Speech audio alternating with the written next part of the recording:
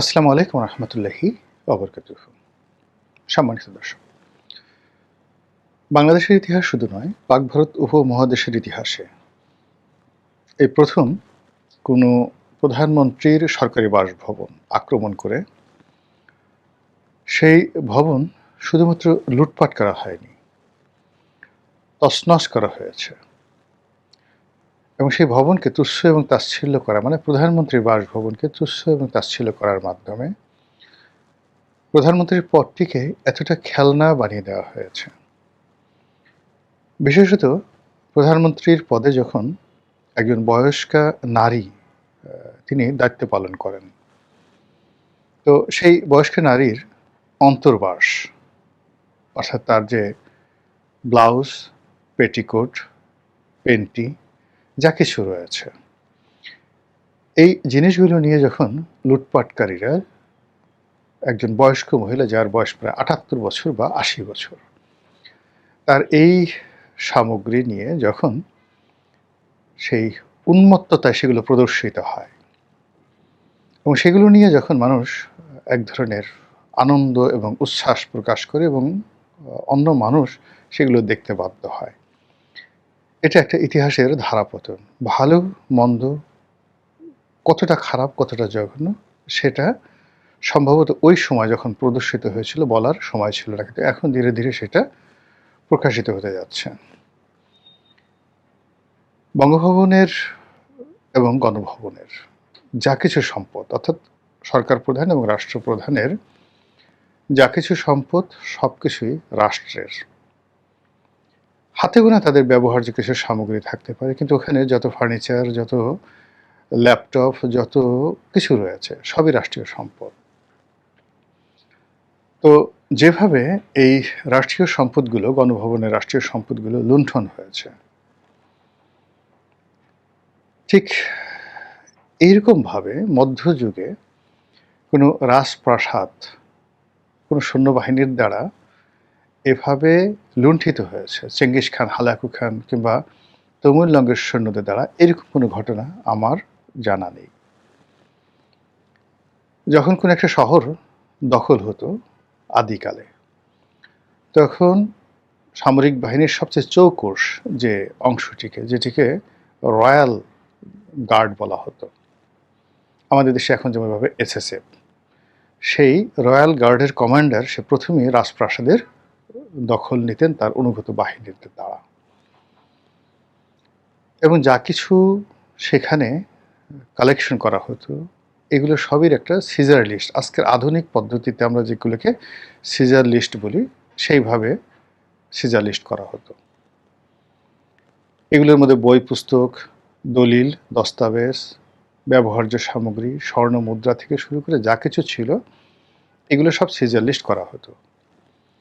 এমনকি দাস দাসী থেকে শুরু করে ওই হেরেমে বসবাসরত যে রমণী, তাদেরকেও এই লিস্টের অধীন আনা হতো। তারপর সেগুলো কোনটা রাজা নেবেন, কোনটা সেনাপতি নেবেন, কোনটা সাধারণ সৈন্যরা নেবেন, আর কোনটা বাজারে বিক্রি করবেন, আর কোনটা যে বিজয়ী রাজা তার রাজকোষে জমা হবে, এটার একটা লিখিত বিধান ছিল। এমনকি যে আইয়ামে জাহিলিয়াত, সেই যুগেও সেটা ছিল। কিন্তু আমাদের গণভবন যেভাবে লুণ্ঠিত হয়েছে, এই লুণ্ঠনের ইতিহাস আপনি কোথাও খুঁজে পাবেন না। এমনকি ফ্রেঞ্চ রেভলিউশনের পরে, বাস্তিল দুর্গের পতনের পরেও ফ্রান্সের পার্লামেন্ট এবং রাজা লুইয়ের যে বাসভবন, আপনি দেখাতে পারবেন না যে এইভাবে গণহারে জনগণ গিয়ে সেটা লুট করেছে। কিন্তু আমাদের দেশে এই কাজগুলো করা হয়েছে বা করানো হয়েছে, বা এই কাজগুলো করতে প্রমোশনাল কাজ করা হয়েছে। এগুলো ইতিহাস।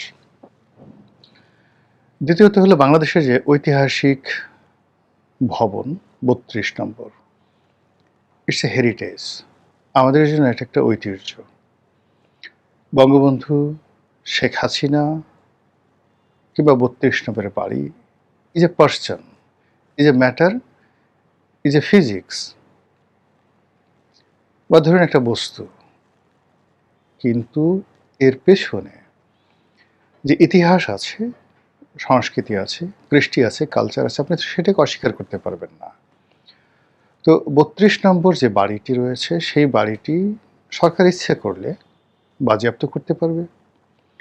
সরকার ইচ্ছা করলে এটাকে যথাযথ পরিমার্জন, তারপরে এটাকে চাইলে একেবারে ভ্যানিশ করে দিতে পারবে। যেভাবে বেগম জিয়ার বাড়ি ভ্যানিশ করে দেওয়া হয়েছে, সরকার চাইলে সেটা করতে পারে।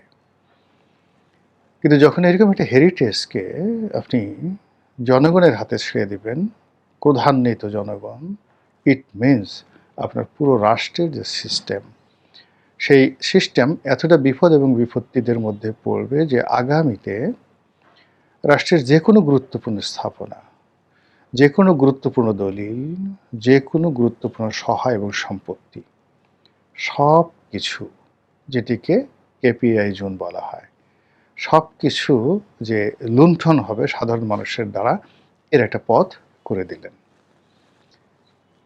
ফলে গণভবন এবং ৩২ নম্বর, এই দুটো ভবনের যে ডাকাতি, রাহাজানি, লুটপাট, এগুলো নিয়ে ডে বাই ডে যত দিন যাচ্ছে তত মানুষের ক্রোধ বাড়ছে, ক্ষোভ বাড়ছে, বিচার চাচ্ছে। এবং যারা এই কর্মগুলো করে একটা সময় খুব আনন্দ উপভোগ করতেন, এখন তারা সবাই হতাশায় ভুগছেন, অনেকে আতঙ্কে ভুগছেন এবং নানা রকম সামাজিক, মানসিক, পারিপার্শ্বিক এবং প্রাকৃতিক জটিলতায় পড়ছেন। আপনি যদি কোনো ব্যক্তির হক নষ্ট করেন, এই দুনিয়াতে আপনাকে তার কর্মফল ভোগ করতে হবে। আপনি যদি কোনো সম্মানিত ব্যক্তির সম্মানহানি করেন, খোদার কসম, আল্লাহর কসম, সম্মানিত ব্যক্তির সম্মান হানি করলে আরশে আজিম পর্যন্ত কেঁপে ওঠে। আপনার রিজিক বন্ধ হয়ে যায়।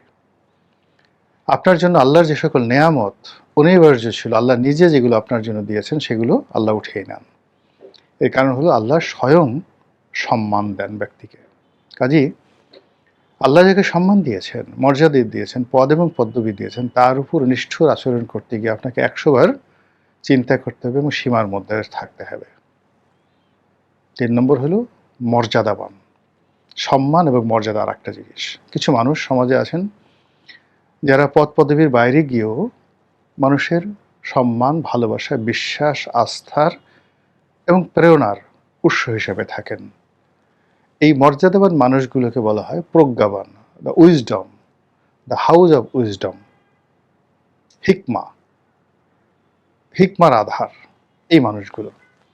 এখন এইরকম সম্মানিত মানুষগুলো সাধারণত ধরুন অতীতে আপনি কনফুসিয়াসের কথা চিন্তা করেন, অ্যারিস্টটল, সক্রেটিসের কথা চিন্তা করেন, হযরত আলী রাদিয়াল্লাহু তাআলা আনহুর কথা চিন্তা করেন, সাহাবী অনেকে আছেন, কিন্তু হিকমা সম্পন্ন যে সাহাবী হযরত আলী রাদিয়াল্লাহু তাআলা আনহু।